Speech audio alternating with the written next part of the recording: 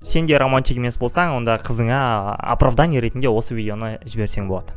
Сәлем адамдар, менің атым Азамат, бұл Қайшы, және біз романтика туралы әңгіме айтамыз. Менің қызым үнемі, ой, Азамат, сен сондай романтик емессің, всякий сюрприздар жасамайсың, қараш, менің құрбым жігіті солай істейді, мына қыздың сторисында мынадай тема болып жатыр, ал сен жүрсің деген сияқты өзің недовольстволарын айтады. Оған мен ақталу ретінде немесе неге олай емес екенін түсіндіру ретінде осы видеоны жасап жатырмын, хотя сол видеода айтылатын әңгімелердің барлығын оған жекеде айтып қойғанмын.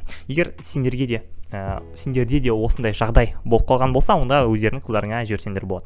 Ең алдымен романтика немесе романтизация деген нәрсенің не екенін түсініп алайық. Бұл біріншіден сол бір магнитофон емес, немесе сен ойлап қалуың мүмкіндей, ол бір всякий күшті әдемі сюрприздар жасау емес. Романтика дегеніміз қандай да бір бар нәрсенің жақсы екеніне сендіру.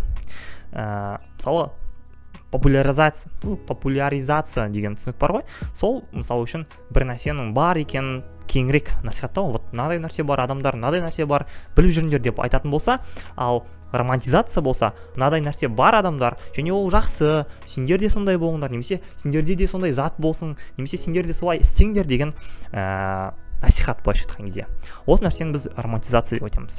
Мысал ретінде бізде көп романтизацияға ұшыраған нәрселер бар. Ол мысал үшін всякий бір қыздар осылай киіну керек, немесе жігіттер осындай машина сатып алу керек, немесе адамдар осындай үйде тұру керек деген сияқты бір ұстанымдар. Немесе сөз салған кезде тізерлеп бриллиантты ұсыну керек, немесе любой өзін сыйлайтын адамда iPhone болу керек деген сияқты нәрселер. Осы романтизациялардың барлығын сол затты ұсынып отырған компаниялардың маркетинг бөлігі жасайды. Яғни жай ғана адамдар бір сәтте бриллиант деген күшті екен, бриллиант болсыншы деп шешіп алған жоқ. Ол нәрсенің болуы үшін көп адамдар көп жұмыс істеді. Всякий күшті киноларда сондай сценалар жасай бастады. Қандай да бір жарнамалық роликтерде сол адамдар бриллиант ұсынып жатқан суреттерді көрсете бастады. Жалпы сол жарнама немесе фильм ұсынатын жеткізгісі келетін ойы, сен қыз болсаң, сен бриллиантқа лайықсың деген ой, хотя тасқа лайықсың деген мәні неде. Ал сен жігіт болсаң, мынадай ой береді, сен өзің қызыңды жақсы көрсең, сол бриллиантты беруің керек. Немесе қызыңды бағалайтын болсаң, сол бағалайтыныңды осы бриллиант арқылы жеткізуің керек деген сияқты. Точно так же басқа тауарлармен сол аналогтарды жеткізе беруге болады. Сен өзіңді крутоймын деп есептесең, онда сенде iPhone болсын, немесе сенде BMW болсын, немесе Аль-Фарабиде үйің болсын деген. Осындай бір заттар сол ұсынылып отырған тауардың бағасын көтереді, және бағасы көтерілген кезде қолжетімділігі түсе бастайды. Қолжетімділігі түскеннен кейін оның құны да арта бастайды. То есть сол бір қыздар немесе жігіттер ол бриллиантпен жасау керек деген ұстанымы немесе сондай ойы одан әрі күшейе бастайды. Ой, iPhone сатып алу керек деген ойы одан әрі күшейе бастайды.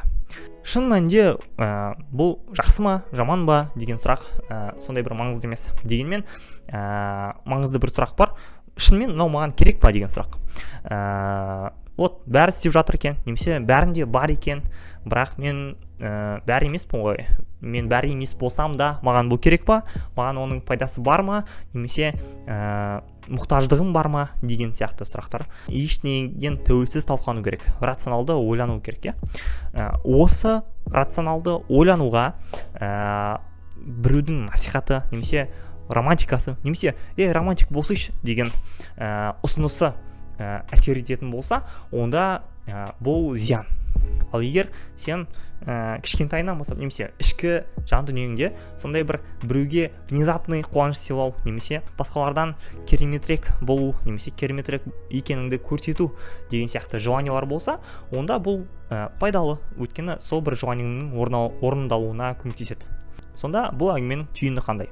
Егер сен в душе романтик жігіт немесе қыз болсаң, онда всякий бір романтикалық моменттерді жасағаның керемет.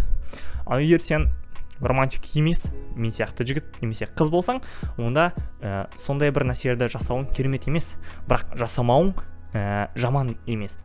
Өйткені сондай бір нәрселерді жасаған кезде жай ғана сол бір қызға немесе сол бір басқа адамға жай ғана жақсы болсын немесе жай ғана қуансын немесе жақсы көңіл күй салайын деген ниет болса жеткілікті. Ал егер ондай ниеттің өзі жоқ, жай ғана менде романтик болуым керек қой деген ой болса, онда бұлай істеудің керек жоқ. Ентігіп қалдым ғой, ақтау деген сондай қиын әсел. Неправильно? Напишите в комментарии, пожалуйста.